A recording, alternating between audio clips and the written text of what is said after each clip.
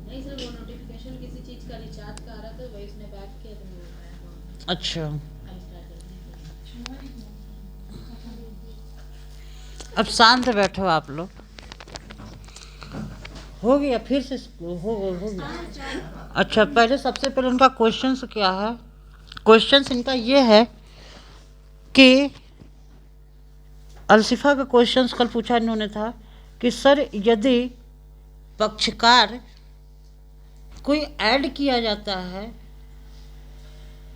तो क्या उसमें प्लेट वही होगा जो पहले दाखिल किया गया था?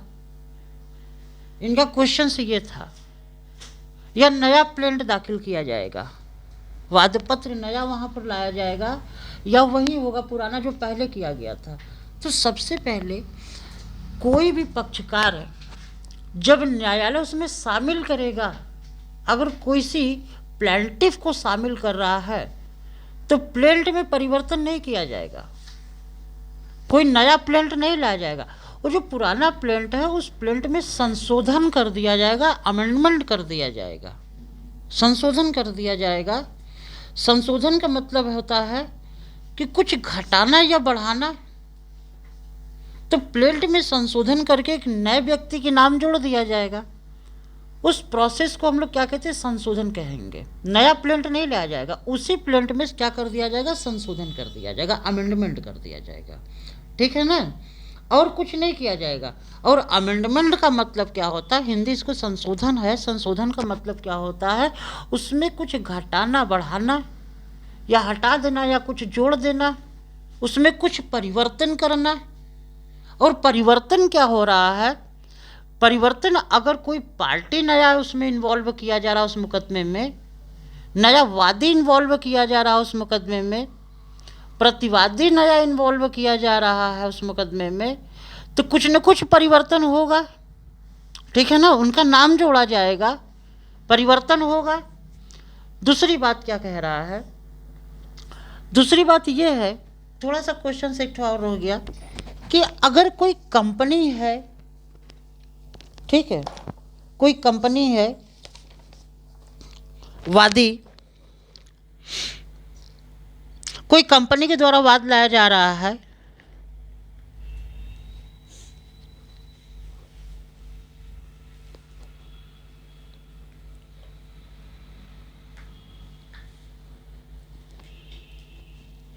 अगर कंपनी के द्वारा वाद लाया जा रहा है तो जो प्राधिकृत व्यक्ति होगा, एथराइज्ड पर्सन्स, वही वाद ला सकता है।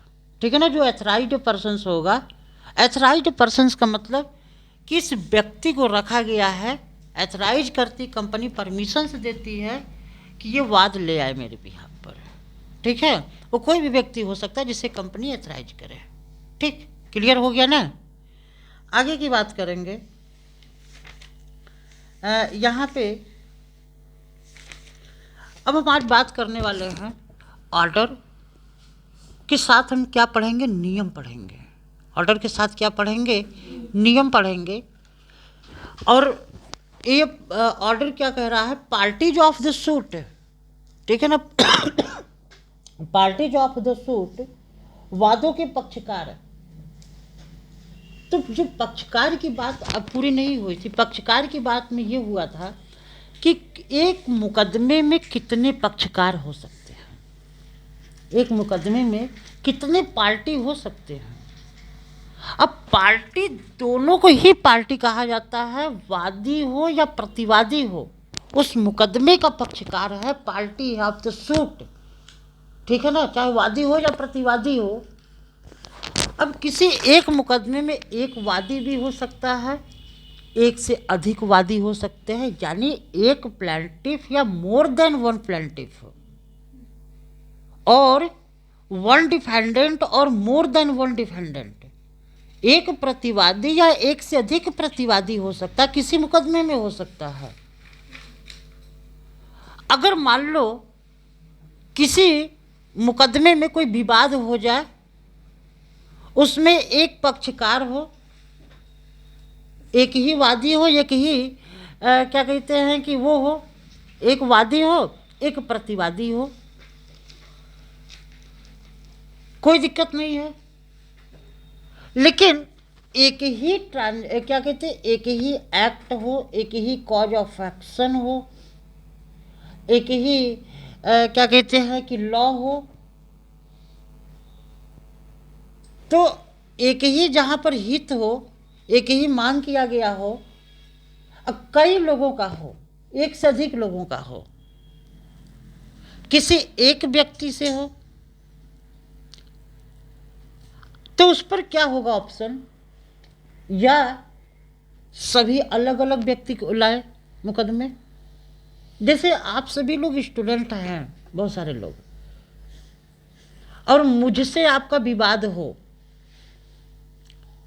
तो आप सभी लोगों के पास ऑप्शन कैसे, मुकदमा कैसे ला सकते हो।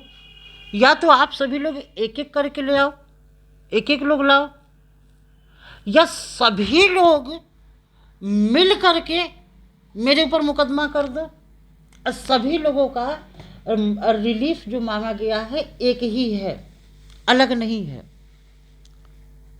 अब जैसे कि अब बात यहाँ पर आई कि अगर एक एक लोग मुकदमा करोगे तो मुकदमेबाजी बहुत अधिक हो जाएगा, बहुत अधिक होगा, मल्टीप्लिसिटी ऑफ सूट, जिसकी वाद की बहुलता बहुत अधिक हो जाएगा, अत्यधिक हो जाएगा, और हम रोज कोर्ट में जाएंगे और न्यायालय के पास क्या हो जाएगा, भार अधिक हो जाएगा। एक ही मामला है, एक ही क्या कहते हैं कि विवाद है, और एक ही विवाद में सबको अलग अलग करके न्यायालय को सुनवाई करनी पड़ेगी, बड़ा लंबा समय खर्च होगा, न्यायालय भी परेशान हो जाएगा। तो इसके लिए सीपीसी में व्यवस्था बनाया गया, रूल फर्स्ट में, रूल फर्स्ट और रूल सेकंड। रूल फर्स्ट में क्या कह रहा है, ऑर्डर 1 रूल फर्स्ट में कह रहा है, ज्वाइंडर ऑफ प्लांटिफ, जितने प्लांटिफ है सभी को क्या कर दिया जाए, ज्वाइंड कर दिया जाए। अगर प्लांटिफ को ज्वाइंड कर दिया जाए तो फिर मुकदमेबाजी कैसा होगा, कम हो जाएगा, कम हो जाएगा ना। और जब कम हो जाएगा तो कोर्ट के ऊपर भी भार नहीं पड़ेगा बहुत अधिक, और आपका जो डिमांड है वो भी पूरा हो जाएगा। हो जाएगा कि नहीं हो जाएगा, हो जाएगा ना। दूसरी बात ये है कि सेपरेट सूट कब लाया जाएगा, इसके लिए थोड़ा 2 मिनट वेट कर लो। इसके पहले हम लोग क्या पढ़ते हैं, ज्वाइंडर ऑफ डिफेंडेंट। रूल 3 में क्या है, ज्वाइंडर ऑफ डिफेंडेंट। इसी प्रकार से डिफेंडेंट हो सकता है कोई एक व्यक्ति हो और कई व्यक्तियों ने मिलकर के उसके साथ विवाद किया हो। जैसे हम एक एग्जाम्पल बता देते हैं, मान लो एक व्यक्ति का एक प्लॉट है, कोई लैंड है, और उसको 10 व्यक्तियों ने मिलकर के कब्जा कर लिया है अवैध रूप से।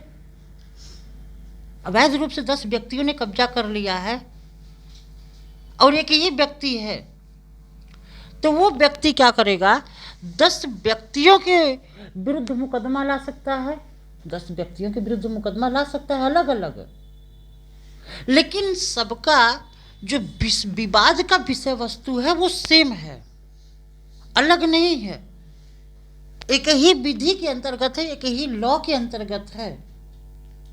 ठीक है, तो जब सेम है, अगर इसको ज्वाइंट कर दे कोर्ट, नहीं तो 10 बार 10 डिफरेंट, एक ही मामले में एक ही विवाद में 10 लोगों को 10 बार में बुलाना पड़ेगा।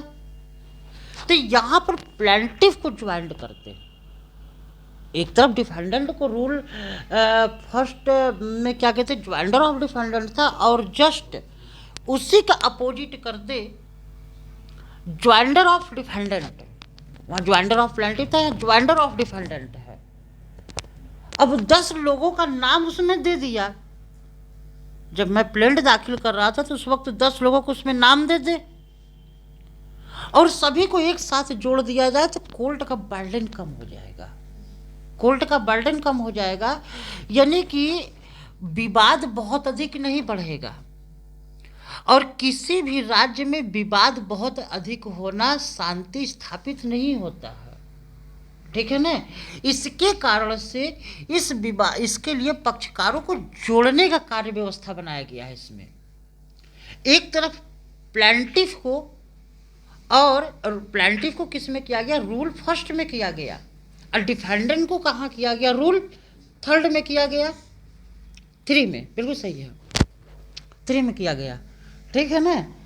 अब दूसरी बात यह है कि क्या इसमें अलग वो मुकदमा लाया जा सकता है? अगर अलग मुकदमा लाया जा सकता है तो किस कंडीशंस पर लाया जा सकता है? अगर हम बात करें दोनों के लिए, प्लांटिफ के लिए रूल 2 है और डिफेंडेंट के लिए रूल 3A है। सेपरेट सूट लाया जाएगा for the interest of justice. कब लाया जाएगा? जहां पर ये डाउट हो कि सॉरी, ट्रायल में डिले होगा, क्या होगा, डिले होगा, और यहां पर डिले के कारण से जस्टिस नहीं हो पाएगा, वहां पर सेपरेट सूट लाने की व्यवस्था है। वो व्यक्ति सेपरेट सूट ला सकता है, सेपरेट डिफेंस कर सकता है रूल 3A में, सेपरेट सूट ला सकता है रूल 2 में, ठीक है ना। और वहां पर उस सूट को कोर्ट क्या करेगा, एक्सेप्ट करेगा सेपरेट सूट इस ग्राउंड्स पर, अदरवाइज नहीं। दूसरी बात, इफेक्ट ऑफ मिस ज्वाइंडर और नॉन ज्वाइंडर, ठीक है ना। अगर कोई व्यक्ति मिस ज्वाइंडर है या नॉन ज्वाइंडर है, इसका इफेक्ट क्या होगा? कुछ न कुछ प्रभाव होना चाहिए, होगा क्या कुछ प्रभाव? क्या प्रभाव होंगे, क्या बताएगा कोई?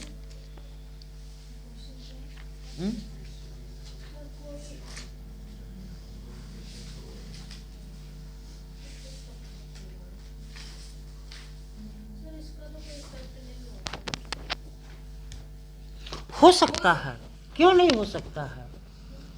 अगर ज्वाइंडर करते टाइम, ज्वाइंट करते वक्त कोई पक्षकार छूट भी तो सकता है, कोई पक्षकार छूट सकता है, या फिर किसी ऐसे व्यक्ति को पक्षकार बना लिया गया है जिसे नहीं बनाया जाना चाहिए। हो सकता है प्रभाव, क्यों नहीं हो सकता है, ठीक है ना। कोई पक्षकार छूट सकता है, या फिर किसी ऐसे व्यक्ति को पक्षकार बना लिया गया जिसका कोई अर्थ नहीं है, उस मुकदमे में कोई काम नहीं है, गलती से बना लिया गया, तो यहां पर इफेक्ट हो सकता है। तो अब हम क्या करेंगे? अब ऐसे व्यक्ति अगर कुछ हो जाता है तो हम ऑब्जेक्शंस करेंगे। क्या करेंगे? ऑब्जेक्शंस करेंगे। और ऑब्जेक्शंस कहां पर जाकर के करेंगे? रूल 13 में जाकर के ऑब्जेक्शंस करेंगे। ऑब्जेक्शंस करने पर क्या करेगा कोर्ट? ऑब्जेक्शंस करने के लिए क्या कहा गया? पक्षकारों के असंयोजन या कुसंयोजन के आधार पर सब आपत्तियां, जब तक कि आपत्ति का आधारवाद न पैदा हुआ हो, यथासंभव प्रथम अवसर पर, जब कोई आपत्ति करेगा, हम ये कह लें ऑब्जेक्शंस करेगा, तो कब करेगा? प्रथम अवसर पर। प्रथम अवसर का मतलब जब सूट फाइल किया गया था उसी वक्त ऑब्जेक्शंस कर दे, या फिर दूसरा क्या ऑब्जेक्शंस करेगा? प्रथम अवसर पर किया जाएगा, या जब मामले को फ्रेम किया जा रहा है, ठीक है, क्या किया जा रहा है? वाद पद निश्चित किए जा रहे हैं, वाद पद निश्चित किए जा रहे हैं बिफोर फ्रेमिंग ऑफ इशू। तो जब भी ऑब्जेक्शंस किया गया हो, उस ऑब्जेक्शंस को कोर्ट उस पर ध्यान देगा, न्यायालय। ऐसा नहीं कि उसके ऑब्जेक्शंस पर ध्यान नहीं देगा। अब एक चलती राह पर से उठा लिया और उसको भी पक्षकार में शामिल कर ले तो ऑब्जेक्शंस तो करेगा ही करेगा ना। ऑब्जेक्शंस करेगा कि नहीं करेगा? अगर ऑब्जेक्शंस करेगा तो उसके बाद हम क्या करेंगे? अब ये मान लो कि उसने ऑब्जेक्शंस किया एक व्यक्ति ने, कि मुझे क्यों पक्षकार बना लिया। भाई मैंने क्या किया है, हम तो जानते भी नहीं है इनको, हम नहीं जानते इनको, मुझे क्यों पक्षकार बना लिया। उसने ऑब्जेक्शंस कर दिया। अब उसके लिए हम कहाँ देखेंगे, रूल 10 देखेंगे, ऑर्डर 1 रूल 10 में देखेंगे। रूल 10 में क्या कह रहा है, suit in the name of wrong plaintiff. अगर वादी गलत हो गया है, अगर किसी व्यक्ति को, गलत व्यक्ति को वादी बना लिया गया, तो फिर क्या करेगा कोर्ट? कोर्ट उस व्यक्ति को हटाएगा और जो सही वादी है उसे पकड़ करके ले आएगा कोर्ट। ठीक है ना। द कोर्ट में order to substitute the plaintiff by a new plaintiff at any stage of the suit. न्यायालय को जब भी पता हो जाए कि ये व्यक्ति नहीं है, any stage of the suit, और any stage of the suit means before judgment. निर्णय के पहले कभी भी परिवर्तन किए जा सकते जब पता चल जाए। हाँ, जब पता चल जाए तो उस व्यक्ति को हटाएगा और जो सही व्यक्ति होगा उसे लाया जाएगा। तो अगर कोई भी परिवर्तन किया जा रहा है प्लेंटिफ में, तो संशोधन होगा। जितने बार भी परिवर्तन किया जा रहा है, कोई नया पार्टी ऐड हो रहा है, किसी पार्टी को हटाया जा रहा है, जितने बार होगा, जब होगा मामले में, तब एक काम और किया जाएगा। एक नहीं 2 काम किया जाएगा। किसी व्यक्ति को हटाया जा रहा है, किसी नए व्यक्ति को बनाया जा रहा है, प्लेंट में संशोधन करेंगे, और प्लेंट में संशोधन करने के पश्चात पक्षकार को जो सम्मन भेजा जाएगा उसके साथ में संशोधन प्लेंट का एक कॉपी भी भेजी जाएगी। ये विशेष रूप से आप ध्यान देना कि जैसे पक्षकार चेंज होगा तो प्लेंट संशोधन होगा, वादपत्र संशोधित किया जाएगा, और जब वादपत्र संशोधित होगा तो जो पक्षकार है, पक्षकार को जब भेजा जाएगा सम्मन, तो संशोधित प्लेंट की एक कॉपी सम्मन के साथ में अटैच करके उस व्यक्ति को भेजा जाएगा। इसलिए भेजा जाएगा, सम्मन को भेजा जाता है अटैच करके सम्मन के साथ में, ताकि उससे हम रिटन मांग सके कि आप इसका हमें जवाब दो, रिटन स्टेटमेंट दो। जवाब में यहाँ सिविल मामले में क्या मांगा जाता है, रिटन स्टेटमेंट मांगा जाता है। WS मांगा जाएगा उससे, जो कि WS 8 में है, रूल ऑर्डर 8 में है WS। थोड़ा सा वेट करना WS के लिए, अभी हम WS पर आएंगे। अभी चलो इसे एक बात और ध्यान से सुनना है आप लोग कि वादी जब पहली बार मुकदमा लाया तो क्या हो गया, प्लेंट। क्या डिफेंडेंट भी प्लेंट दाखिल करता है? हाँ, यस। जो जवाब लगा रहा, जो WS है, वो WS कौन देगा? हमेशा प्रतिवादी देगा, ऑलवेज प्रतिवादी, प्लेंट ऑलवेज प्लेंटिफ। हमेशा कौन देगा? प्लेंटिफ के द्वारा प्लेंट दिया जाएगा, और WS जो रिटन स्टेटमेंट है हमेशा ऑलवेज प्रतिवादी के द्वारा, डिफेंडेंट के द्वारा दिया जाएगा रिटन स्टेटमेंट। तो जब जो डिफेंडेंट रिटन स्टेटमेंट दे रहा है वो क्या होगा, डिफेंडेंट के लिए, डिफेंडेंट के फेवर में वो प्लेंट मान लिया जाता है कि डिफेंडेंट ने अपना प्लेंट दे दिया, बट उसको उस नाम से नहीं पुकारते हैं।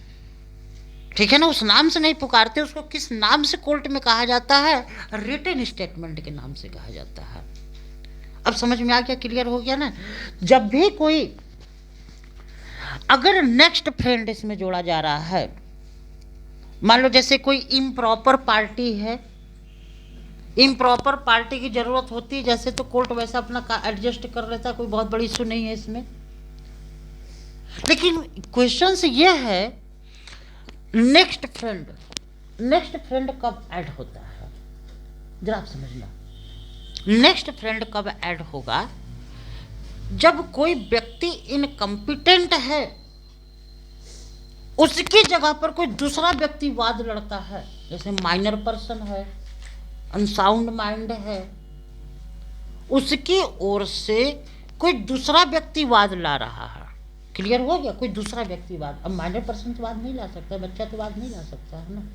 पता लगा जज से जाकर के, जज साहब मुझे दूध दे दो, मुझे दूध पीना है। छोटा सा बच्चा कैसे जाएगा? छोटा बच्चा क्या करेगा?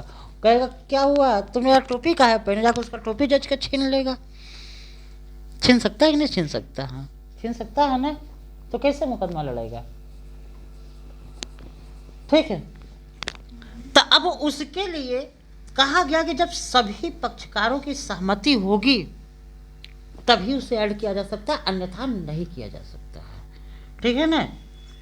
वेयर डिफेंडेंट एडेड कमा प्लेंटिफ टू बी अमेंडेड, क्या अगर डिफेंडेंट को ऐड किया जा रहा है, नया डिफेंडेंट बनाया जा रहा है, तो प्लेंट में संशोधन होगा क्या? उन्होंने एक क्वेश्चन तो कल पूछा था अलसिफा जी ने, दूसरा क्वेश्चन नहीं पूछा। एक क्वेश्चन उन्होंने बहुत अच्छा किया, लेकिन दूसरा क्वेश्चन हम आपसे कर रहे हैं, जहां पर प्रतिवादी को ऐड किया जा रहा है, क्या प्लेंट में संशोधन किया जाएगा? जरा आप लोग बताएंगे क्या कुछ?